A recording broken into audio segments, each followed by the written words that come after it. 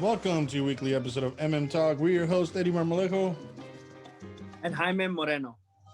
So now we have Joe Biden being sworn in as the 46th President of the United States.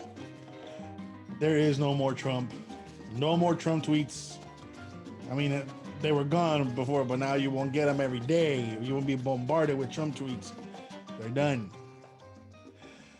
Meanwhile, Alexandria Ocasio-Cortez was on Cuomo Prime, where she accused, quote, Republicans are now smuggling in weapons into the House chamber. Is that right?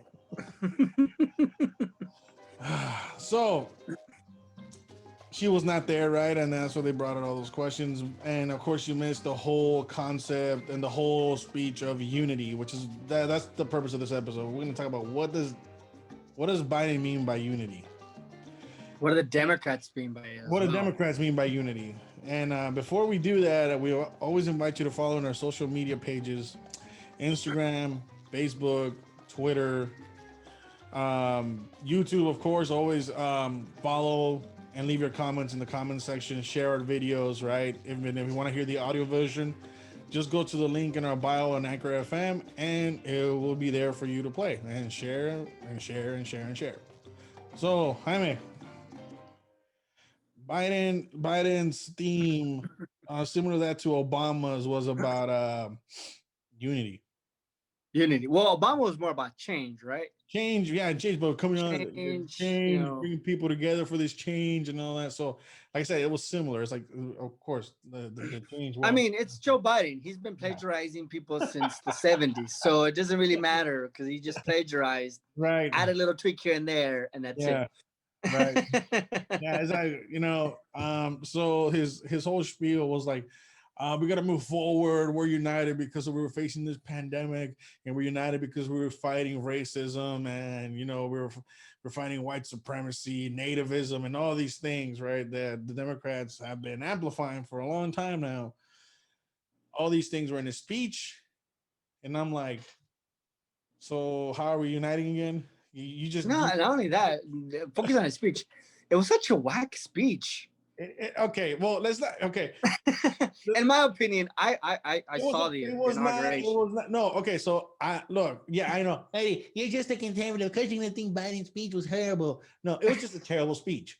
Okay? Yeah, it was a terrible speech. He was talking about history class. Yeah, that's what I'm saying. About on this and about that and what someone else did. It was just like all over the place. And I was like, okay, I'm literally watching the inauguration, right? Right. I'm watching it. I see J-Lo, singing the national anthem. You know, she should have done it in a bikini, but whatever. Just kidding.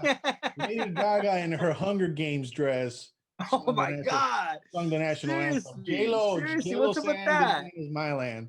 I think it was this land is my land, and I'm like, okay, yeah, whatever. And then you had Lady Gaga in her Hunger Game dress come in there and sing the national anthem.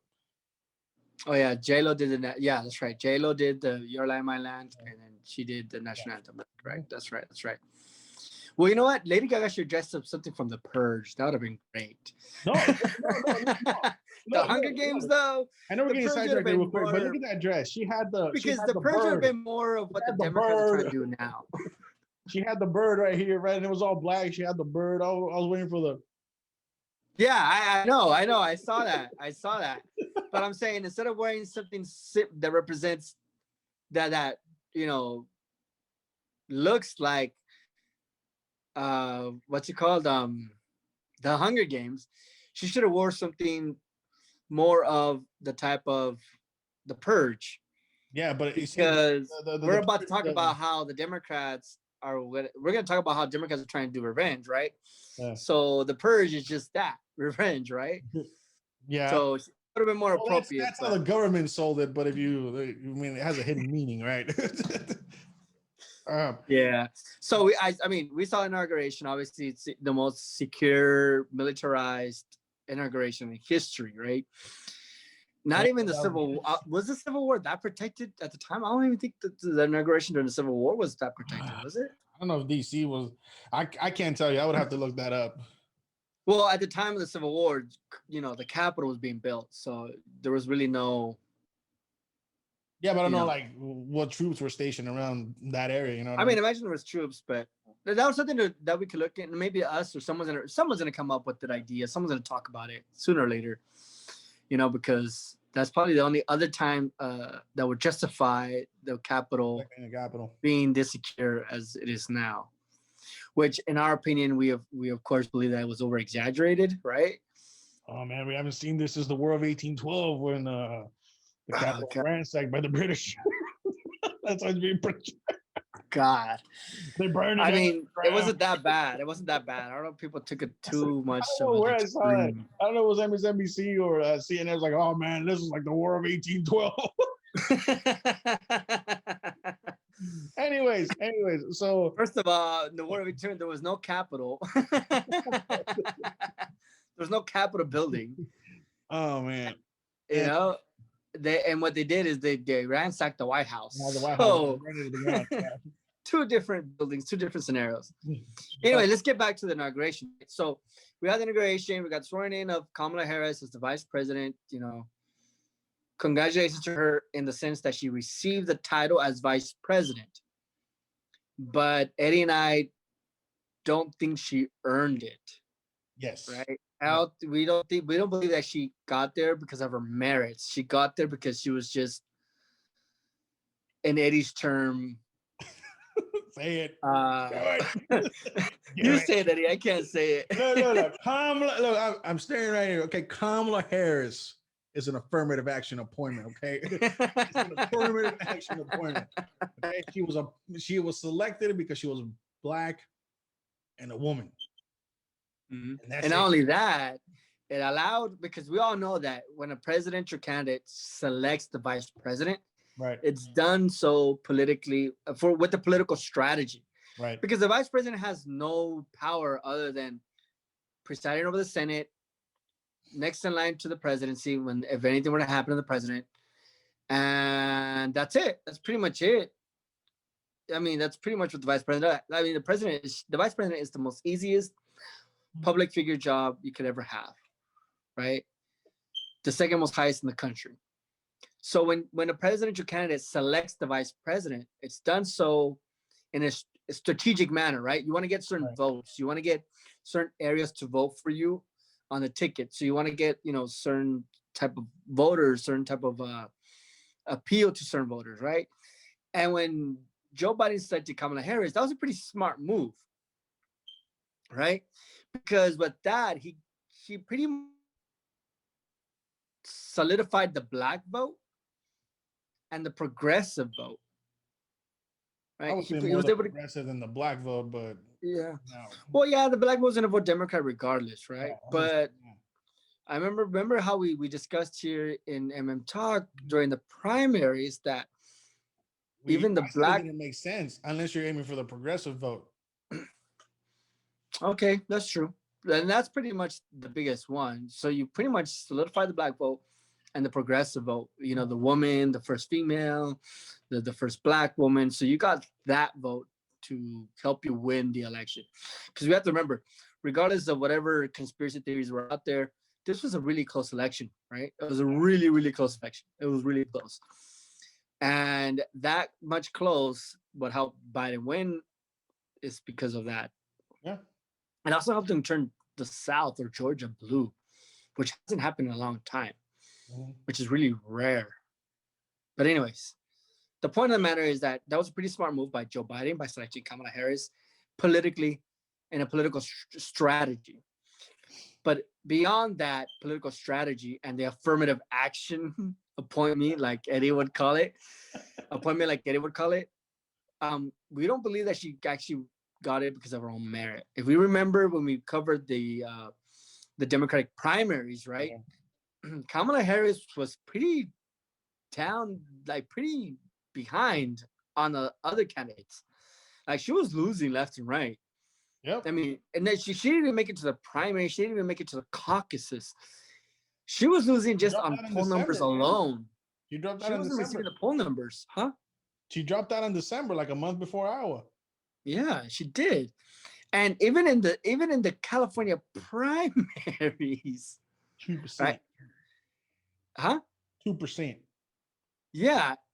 She's the senator from California. She didn't even get an overwhelming vote, not even an overwhelming poll vote, right? In California, her own home state, which is pretty damning if you think about it. Like your own state doesn't even vote for you, right? Like even if she were lost to Joe Biden, she should at least been an easy-handed second runner-up, at Yeah. least, right? At least, Right. right? But she didn't even make it a second, third, fourth. She was 2% of the popular vote in California, 2% of the polls in California, her own home state, right? Which is pretty sad, politically speaking. So she drops out of the primary, which we've been tracking. You guys go back to our videos in the primaries and all that stuff. She she was just a terrible candidate. She didn't even earn the vote to become a serious contender to the presidency. No matter how much the media talked about it, no matter how much the media said, "Oh, she's a black woman running for office," no matter how much the media tried to portray her as like, "Oh, a trailblazer," right? Mhm. The polls and the vote numbers demonstrated that the voters of her own party, of the Democratic Party, Yeah. didn't take her seriously as a presidential candidate. So with that in mind, we believe that Kamala Harris is vice president not because of her own merit, but because she was just appointed there, and she was just appointed there for political gain, Right. right? I know Eddie has a lot to say about this, so now that's my opinion. We No, congratulate her for the position that she has, yeah, for the title she received, but she didn't do it by her own merit. yeah, and I'm just gonna leave it with that's why when the media's trying to portray her like she broke all these barriers, I'm like, no. For me personally, this is my own personal opinion. When somebody says you're breaking barriers, that means you had to face challenges. And I'm not saying Kamala Harris through her public service life had not faced challenges, but to I mean to the position that she was aiming for, like what barriers did she break to become vice president? Was she the runner up during the primaries? To me, her being black and her being the first South Asian Pacific, New Zealand or whatever it is now the media adds to her, does not play merit to me because Barack Obama, right, in the 60 Minutes interview said that race did not have a factor. So if blackness is not a factor coming from the guy, right, that was the first African American to be elected for office, I'm holding you to that standard. So I'm sorry, Kamala Harris, you do not qualify to be this barrier breaker. To me, you're just an affirmative action appointment because you serve the political strategy that Jaime just pointed out. And that's it. I'm sorry. Congratulations for you becoming said vice president, but it was given to you. You didn't earn it. So for me, it removes that luster that the media right now is trying to give to her. You know what I'm saying? That's how I see it.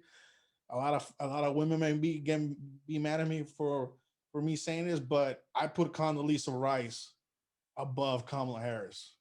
You know what I mean? There's other women that are highly qualified that earn their positions, right? Sonia Sotomayor, liberal, earned her way to the Supreme Court, right? She had a lifetime of service. She went through the trials in the Senate Judiciary Committee, got appointed. Okay, Ruth Bader Ginsburg, all these other women that broke barriers, right? All I can give them more justice than Kamala Harris, and it's not because Kamala Harris is black. It's not because Kamala Harris is a woman. It's because Kamala Harris was given the keys to the vice presidency. So if you're given something, right, for me, it doesn't scream barrier breaker. It screams, you were just at the right place at the right time. Okay. Okay, I guess. Ouch, Eddie. Ouch. I'm sorry. I'm sorry. That's where I'm gonna leave it because I'm probably gonna upset many women right now. I was like, hey, that's sexist. We're gonna report him to YouTube. He's violating community standards. Okay. I just said it was my opinion. Yeah. And just to add on to Eddie's thing, I mean, we do respect her winning of the Senate, right? In yes, California. that I do respect. Because she did work for it, she did campaign, she did go out there, she did work as attorney general and so on and so forth. So she earned it, right? Yes. So we do respect her Senate victory. Yes. But The VP? Yep.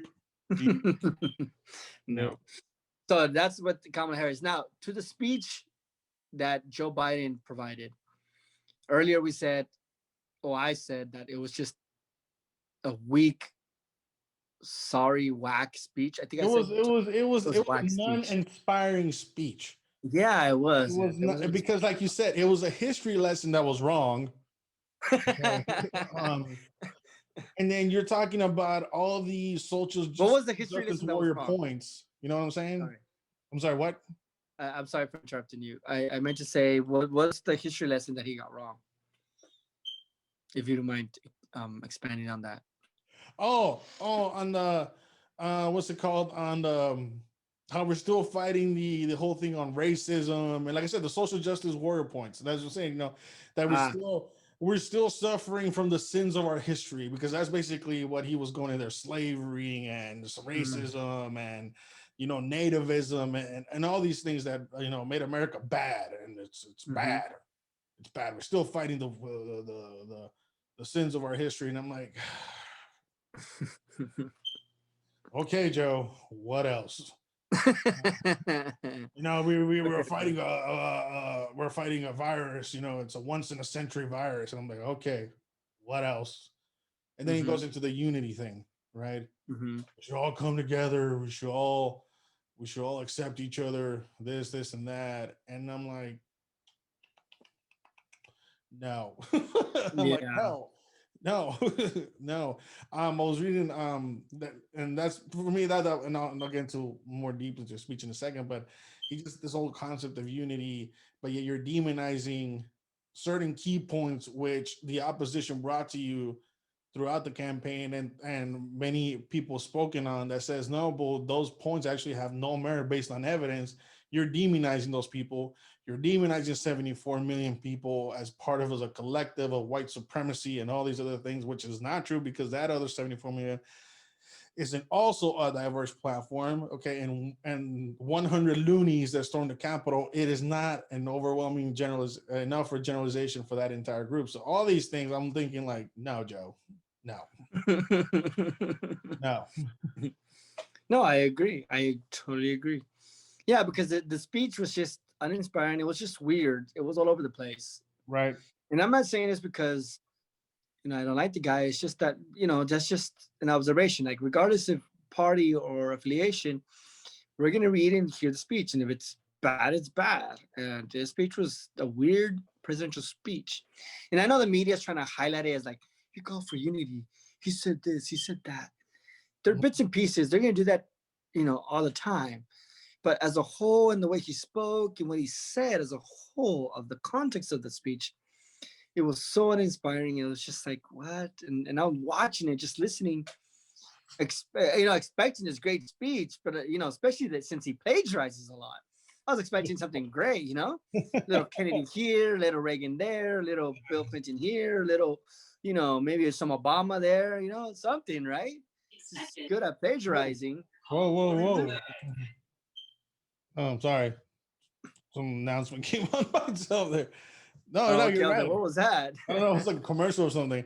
Yeah, but it's like, you're right. It's all, he's known to plagiarize, but it's unity, heal, move on. But it's also just demonizing the other side to a certain to a major degree. And I was just like, no.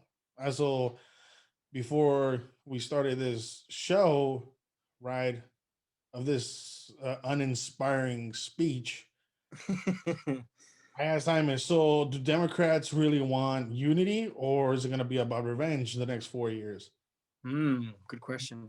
And I said, and so we looked at it, and I was reading, and I was looking at this article from NPR, and it talks about Biden's speech on unity, and it brings up a good point where it says that Biden's, and it makes sense because of the way the progressive left is today, that the call for Biden, the call for unity by Biden is not unity of all Americans, but is unity of the political agenda.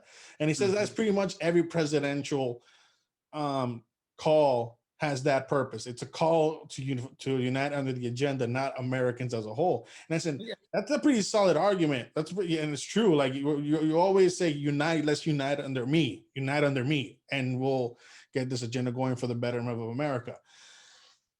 But when it comes to Trump was to make America great again. That was the ideology. Now for Biden, it's time to heal and unity. But when I look at the actions from Democrats just in the last 72 hours, I'm like, you're all out for blood. You all are out for blood because Yeah, his deputy chief of staff used in an interview with Glamour said, "Well, I can't work with those effers. Like you can't even trust them." And then you had a Cortez saying that she can't go into the House because she fears of working with her colleagues because apparently now they're gun smugglers into the House chamber. Uh, I mean, the ABC article, right? That and I'll put some of the links to some of these articles below. The ABC article talks about the cleansing of the Trump movement. I'm like, oh, now it's a cleansing. When is the cleansing of a certain group of people been a good thing? Never. Historically, ever been a good thing. And then you go in there and edit it to a cleanup. So I don't know what's even worse. It's literally the I guess the PC version of cleansing is now the cleanup. The cleanup.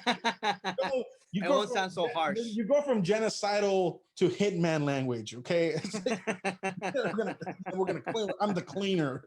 You know. So I mean, and then so what I'm telling Jaime is like we're getting a lot of this Newspeak, and this is from 1984, right? Newspeak is the organization that changed the wording and their propaganda to make it seem things were better than they really are, or they were trying to hide their messages and stuff like that. So we're seeing the true emergence of what I like to of the real life version of Newspeak, which for me was that ABC article, right? That calling us an insurrectionist, the cleansing of the Trump wave, all these things, and I'm like, so why are we talking about unity? So when the Democrats and now the media is calling for unity, Eddie, you're saying that the term unity is not so much unity as a country as a whole, but unity in you have to support the agenda. You have to support, get behind the agenda. Everyone gets in line into the agenda. Everyone follow the agenda. Don't deviate from the agenda. Vote for the agenda. Everyone's going to be behind the agenda, right? So whatever Democratic policy, is that what you're saying? Yeah, and that's what I'm saying, and that's what the article in National Review points out, that that's the true unity of and this is not for just Joe Biden. This is every presidential, like Reagan, election, Clinton, all these presidents. Every time they call for it's for the and that just makes sense because it's your agenda now for the next 4 years, right? It's your agenda. You got elected president. You're the leader of the country. And it is. So he said, like, so when you hear about politicians talking about unity, it's like it's not for America. It's for for you to rally around him, and he's going to do what he thinks is better for you. That's the reality of the situation. Exactly. But what I'm saying, so the whole call for unity is not so much to be at peace with one another, and end the polarization, right? Yes. But pretty much get in line with what the agenda is. It's pretty much like a submission. You know, I won. Get in, I won. Get in line, and we're gonna go through this the next 4 years. So either rally with us or see the consequences, and the consequences are coming out. We're insurrectionists. We are domestic terrorists. We need a cleansing. We are effers, right? We smuggle weapons into the House chamber. You know, all these things, what was it? The article in 538? We're fighting for the maintaining of the white supremacy in this country. I'm like, what? Yeah, that article was pretty strong. Pretty much the article summarizes that it's just a way to keep white Americans in power. Yeah. Part of a power struggle where white Americans want to maintain that power. And since they want to maintain that power, they go to extreme measures, and they use political leaders, whatever, to further that agenda. Which is it was pretty strong. I disagree with it 100%, But the No, the optics and the wording's way strong. things. The article's bad, but the wording and the optics, which is something you excel in looking at, is and we said it here in MM Talk. We told you so. We told you so. Mhm. This was gonna come out. I mean, It looks bad. Yeah, it looks bad. It looked bad way before the article came out. It looked bad, bad, bad. But and that's the thing that the yeah, it just looks bad. The optics makes you want to see that, even though it not necessarily is the truth. But because you have to factor not just the right in the White House, I mean, in the Capitol building, but you have to look at the demographic of the people in the rallies, right? yeah. And you have to think about also um there was another what else to say? I just totally lost my train of thought. The rallies, yeah, the rallies. Another optic that you see is the people doing this right or who did this right were white, and not only that, you see the optics of all Trump supporters are just white, even though there's a lot of minority or Mhm. people But they always support supporting the Trump. white people. Yeah. But those images didn't make it to the national media. Mhm. Those images didn't make it to the national paper. Those images were not on social media. Right. The images on social media was white people Hmm. hating this or supporting Trump or being Karens or whatever it is you want to call them. And that's the optics that makes you want to believe that, even though you might disagree with it, even though you think no, that's not true, but the optics gives it that.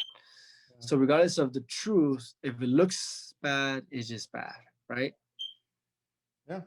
So yeah, it's a strong article. But going back to the topic, Eddie, that you're talking about, this unity thing. So you're gonna be hearing unity as in peace, as in moving forward, No, as dude, in no, no, no. Let's. I would say you're gonna assume unity means ah. peace and a return to normal. Mm-hmm. That's is the perception. I say it's the perception as Gotcha.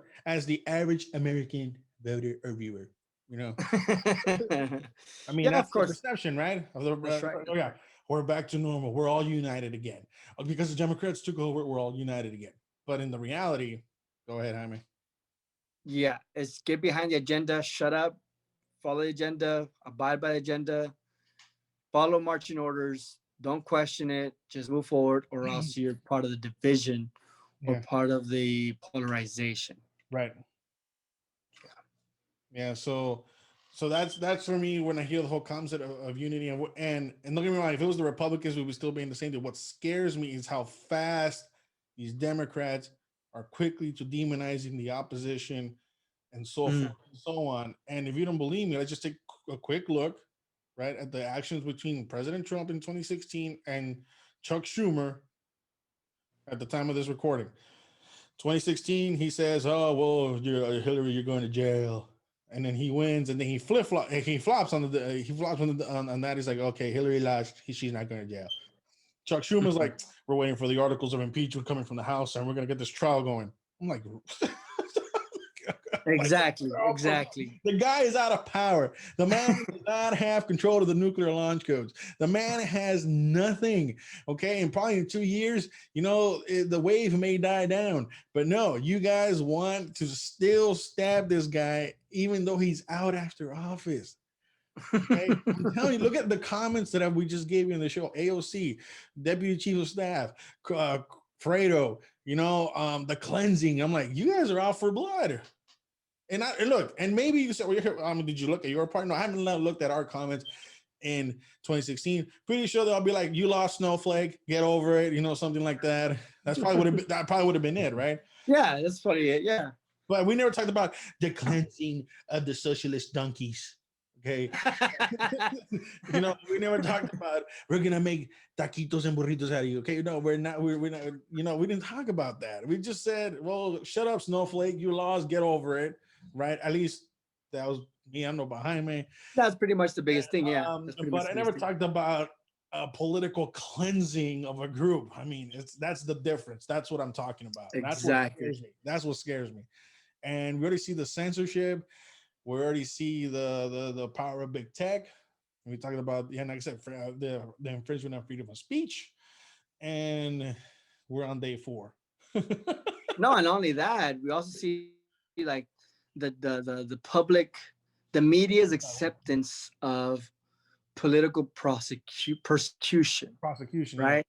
Persecution, because now if you voted for Trump or you're affiliated with Trump or you had something to do with Trump, Mhm. then you must be punished. Right. And now we see that in a simple, just in a simple manner. Okay, I'm not even going to details. Just simple, just simple. Disney has this thing called the President's Gallery. Oh wow. Okay, Mhm. and it pretty much has all the U.S. presidents since George Washington, our Mhm. first president. And it talks about each president to get it. There's a mannequin and animatronics of each president of the United States, all 46. And one of those is obviously Donald Trump, because he was president. Whether you believed in his politics, whether you Wow. hated the man or loved the man, he was still president of the United States. Whether you claimed him not to be a president or whether you claimed him to be the greatest president, he was still president of the United States, nonetheless. Now a group of people, the liberal cancel culture group, are pressuring Disney to get rid of Trump animatronics from the gallery, So right? To decolonization. not even have him there, to censor him, right? Yeah. And some might even go to the extreme saying that get rid of the entire gallery, because there's a lot of presidents who were slave owners. There was a lot of people in the past who were, um, you know, I, racist or whatever. The majority is because they were slave owners, or because would that include that Bush? was the biggest issue, right? And you're like, wait a minute, wait a minute. You're now attacking Disney for providing an educational venue, Mhm. right? Mhm. And because Trump is in that venue, or there's a mannequin that resembles Trump, you're now going after Disney because you want him to get rid of it because you don't like the man, right? I think we It's should come simple as back. that. I think we should come back to this topic of Disney because I really want to talk about the 1776 project that just came out. Oh, well, we'll talk about that later. But Yeah, yeah, I got you. yeah, But what I'm trying to get that is that a political persecution, right? yeah. Now there's even some. I need to find the article. I read it somewhere and I had it on my phone and I just refreshed or whatever and I lost it. But it's even called by some people on the left that whoever worked in the Trump White House Yeah. should be blacklisted. Yeah. No, but remember I mentioned here that Harvard said nobody that worked for the administration can even come and speak at the university.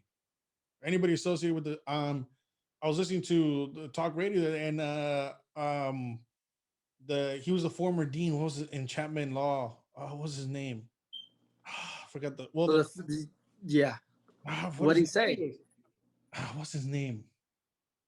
Dang it, forgot his name. Anyways, he was forced to resign because he basically represented Trump in the lawsuits that just happened for the election. Oh wow. So they said there was pressure from the university. It was like a hundred professors at the university said they pressured the board to basically force this guy to resign um because of his Connection to Trump. giving his services to Donald Trump, I guess, So I was like, wow. Yeah, and that's the thing, and that's the political persecution we're talking Right. about. You might not see people die in the street or go to jail, but Oh, going after them and making sure that anyone who's affiliated with Trump, whether they worked in the administration, whether they supported him or in his campaign, shall suffer job loss, it is. should suffer job opportunities, positions, should be able to give up, like the professor, give up, tenureship just because they're affiliated. Right. And I mean, if you hate the guy and you thought he was the worst president ever, that's fine. That's your opinion. That's your view. That's what you see. That's fine. But don't let that anger and that frustration and that hatred and that you know spirit of like, oh, we need to get rid of it, make you go to the extremes, Yeah. right? To the extremes of anyone affiliated with Trump, supported Trump, voted for Trump, took a picture with Trump, went to a rally, was his attorney, worked for him, whatever it is, in the White House or in private, that all those people need to be punished, Yeah. right? Be punished because of this man. That is going to political persecution, and that is dangerous. That is literally a socialist, communist tactic to get rid of Yeah, any authoritarian. Yeah, opposition. it's authoritarian. Um, Yeah. So it's let's, definitely authoritarianism. It's in full yeah, effect. Yeah, we can say that. Yeah, to no, it is, it but is. that's where it starts. Hmm. It starts early on before it becomes a totalitarian state. It starts little by little. Yeah, you're right. You don't become totalitarian overnight. You Yeah. gradually allow this to happen Hmm.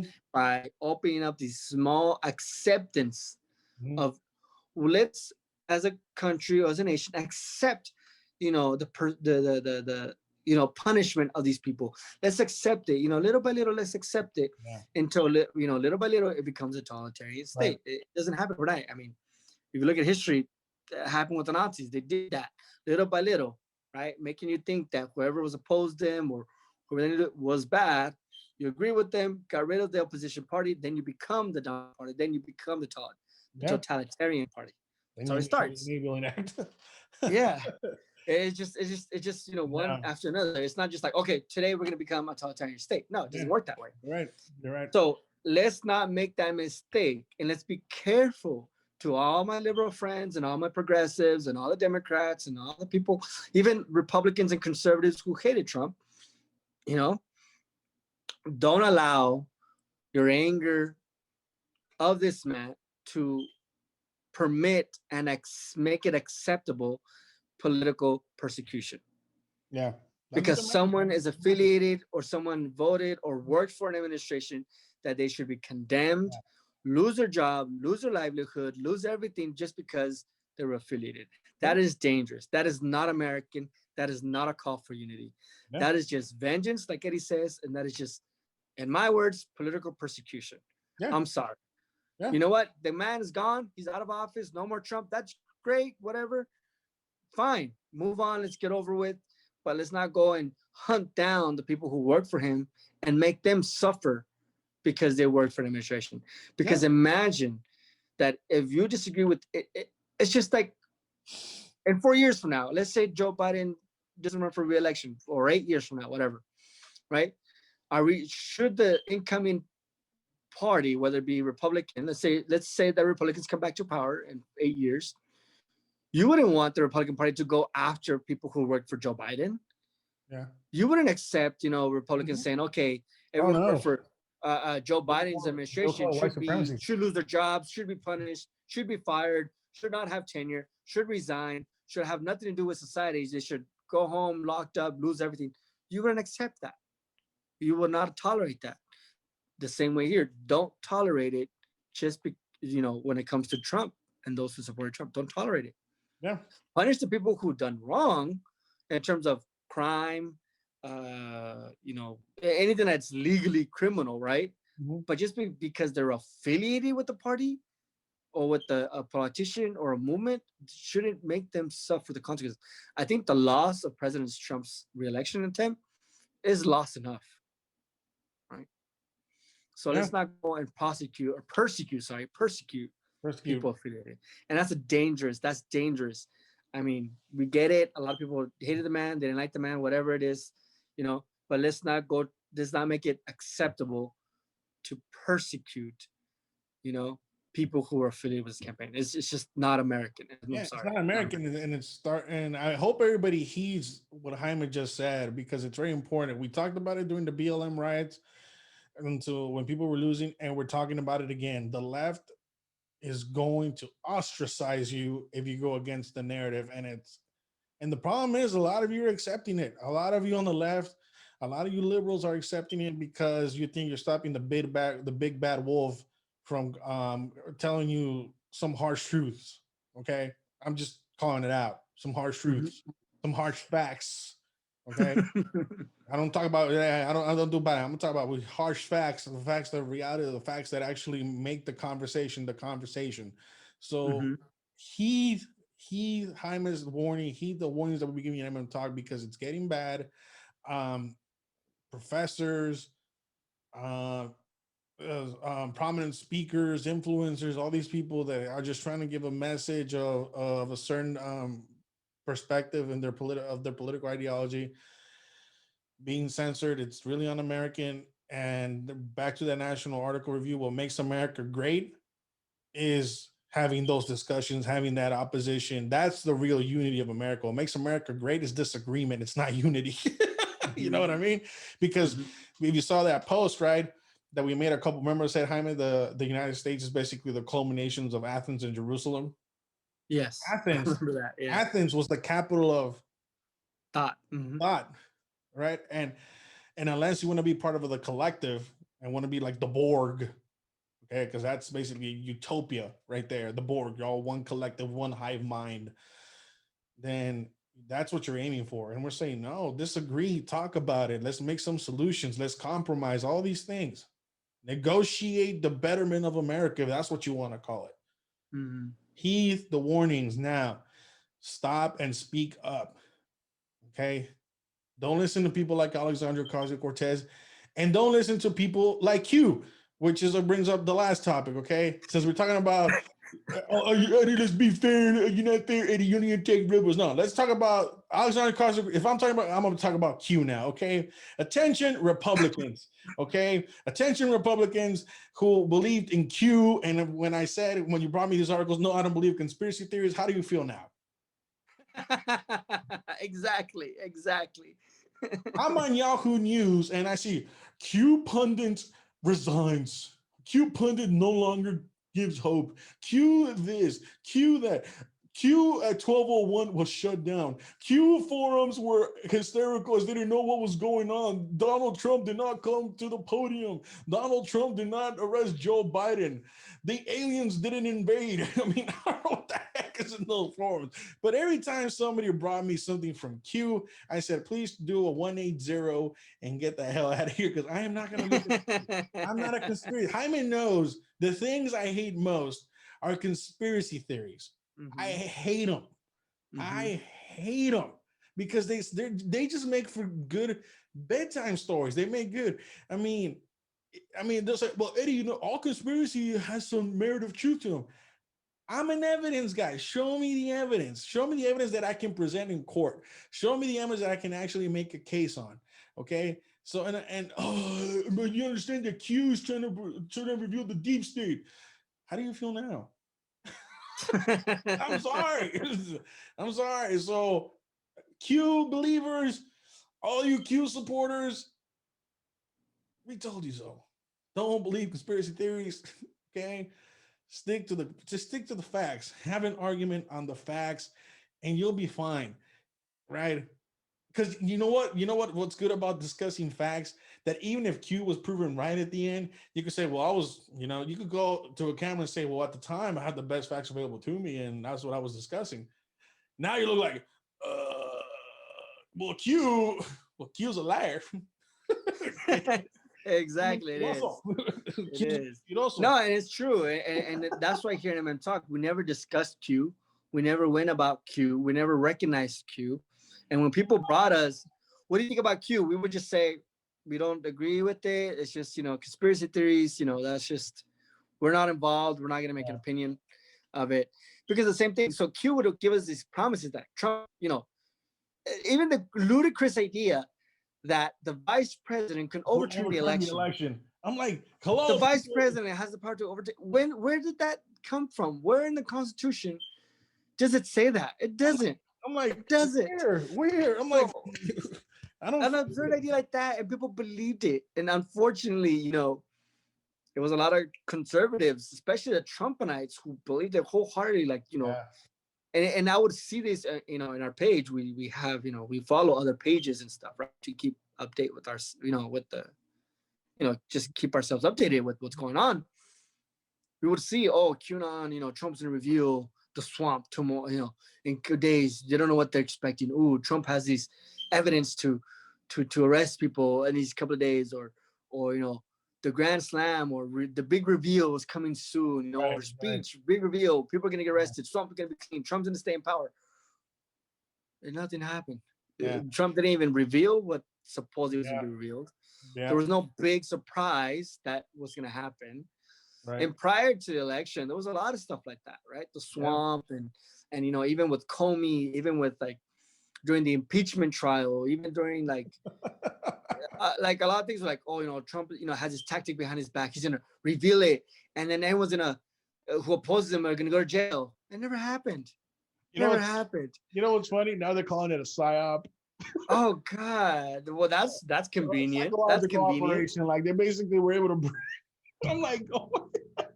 And I'm like, for the wing that says stick to facts, a large portion of you went to Q. Oh God, that's embarrassing. We said now, so that brings up this final question: what now? Exactly. What now? So Q didn't live up to its promises. No, Q that's didn't. Q. Okay, so yeah, Q is a false prophet. If we're gonna take Right. a biblical sense, right? He's a false prophet. Right. Everything he said fell to the ground. Nothing came to fruition. He was just a doomsday. Not doomsday, but I guess you're gonna say a not doomsday, but anyways, he was like those people who say, Christ is coming on this day and we all have to do certain things, like those cults. Q just deceived a lot of Republicans. Okay, let's not compare Q to Jim Jones, Cameron. Let's not. Okay, we won't compare to him. What I'm trying to say is that it's like the whole 2012 thing. Remember 2012? Oh, day of the road, 2012. That's right. Okay. The Mayans calendar. Oh my God, the Mayan calendar. Like maybe they ran out of time. Maybe they couldn't fit in the damn rock. Like there's a lot of explanation why they stopped at 2012, right? Yeah. The fact that they didn't fit in that giant rock, maybe they couldn't fit it in anymore. Okay. Oh, we'll stop here. I mean, the wheel just wasn't turning anymore. The wheel, it was too big of a wheel now. That wasn't gonna make sense. So you know what? We'll just stop at 2012. That's far as we can go. Call it a day, right? It could be as simple as that, for goodness sake. But anyways, what I'm trying to get at is that Q just gave too much false hope to a lot of people, and that's sad. And it hurts me, not the sense that it's false, but the sense that it really made people believe something, gave them a false hope of a change that maybe they were looking for, but they didn't produce it. Right. And because they didn't produce it, they behaved or acted in such a way that maybe down the road they might regret, or maybe down the road they might recant, right? Yeah. And if you think about it in perspective now, look at the January 6th riot in the Capitol. I mean, I imagine now a lot of those people who did that or who were part of that mob, not the entire protest. Now let's make that clarification. Not everyone in the protest stormed the Capitol. But the people who did storm the Capitol and actually entered by force and caused all that ruckus, right? I'm assuming that they're not looking back and like, well, we were led on to all this, or we could have avoided all this if we would have just stepped back a little bit from Q, or we wouldn't have taken everything so serious, right? From Q, but I can't blame. But Q. I mean, but I don't. Okay, so I don't know what Q. I don't know if Q or the forum. I don't know. Okay. But you also, like I said, on that one, also the president, as I said, that's for me the only fault that he had in that day was like, Pence can overturn the election. So he shouldn't have said that either. So let's be clear. He shouldn't have said that, and that's true. But where did he get that information from? That's what I'm saying. So unless he got it from Q, then that's the president's fault. But I don't know if he got it from Q.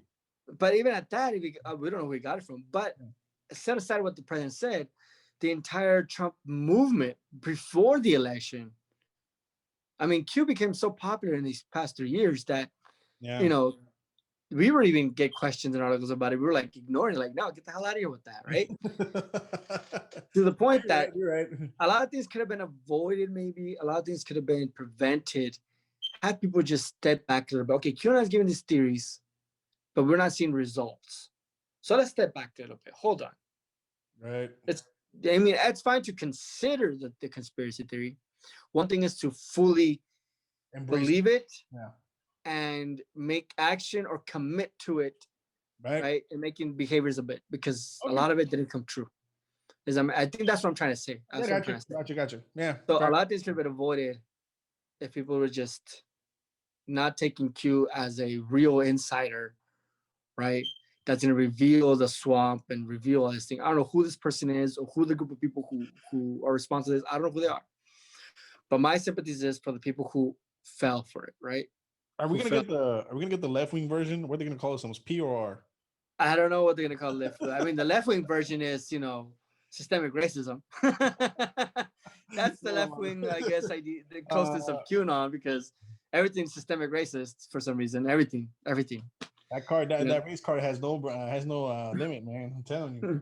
it doesn't. But But yeah. where do we So go, like dude? Eddie said, QAnon was just it's just terrible. And like Eddie said, what now? What now? Nothing happened.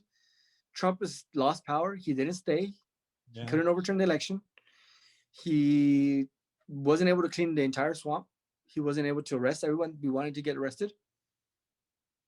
Now what?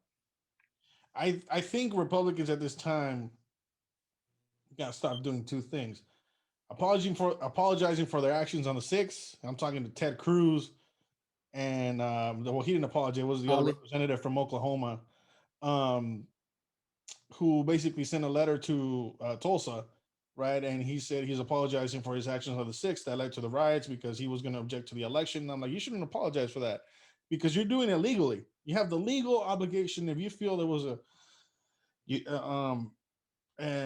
discrepancy in the election. You have the legal ability to do that. Okay, Yeah. that is within your constitutional power. So you Mm-hmm. have nothing to apologize for, and you're apologizing to black people. And I don't know why. I don't know why. But anyways, because I guess he read that 538 article or something, and then he wrote that letter. I don't know. Two, Republicans need to stop playing defense. Okay.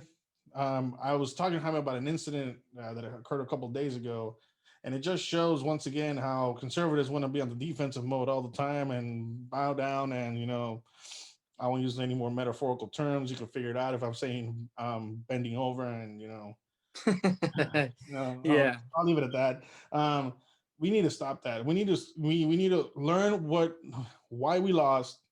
We need to either two things: remap our entire platform because Trump's platform was the GOP platform, but now that Trump's gone, are we still keeping him or he's gone with the wind? You know what I'm saying? And if that's the case, we need to rebuild up the conservative platform. It has to be under a platform of attack, no longer defense. Okay. Starts with the grassroots movement, so on and so forth. That's the strategy. But just take this time to say, okay, we lost. Let's learn. Let's regroup, and let's go at it again. Because it's because a Q lied. Oh, look, I'm apologizing because I did everything legally right. Oh man, I can't do this because so and so said it will look bad. I'm like, oh Jesus, Mary and Joseph. See, this is what we're talking about. Running for the hills again. Was that Thomas Sowell who said the best attribute of Republicans is they run for the hills? I know that's the quote, but it's verbatim, but that's what he says. Something around that Republicans line. are good at running for the hills. I'm like, oh my God. Just the actions of the last couple of days. It's true. And I said, I've had enough of this crap. As a conservative, I've had enough of this crap. Why do we need to apologize for speaking the truth? Why? Mm-hmm. Why? Exactly. If I have the evidence to support what I have, I want to say it. And I shouldn't apologize for it. But that's America today, dude. That's everything. That's for what I say. What they have to do from now on. I agree, Eddie. I agree. We'll see what happens to the Republican Party. Yeah. I don't think it's going to go in demise.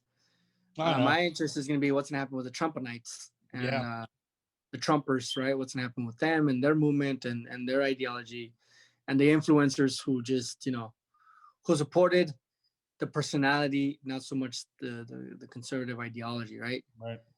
And we'll see. We'll see. But we'll end the episode here.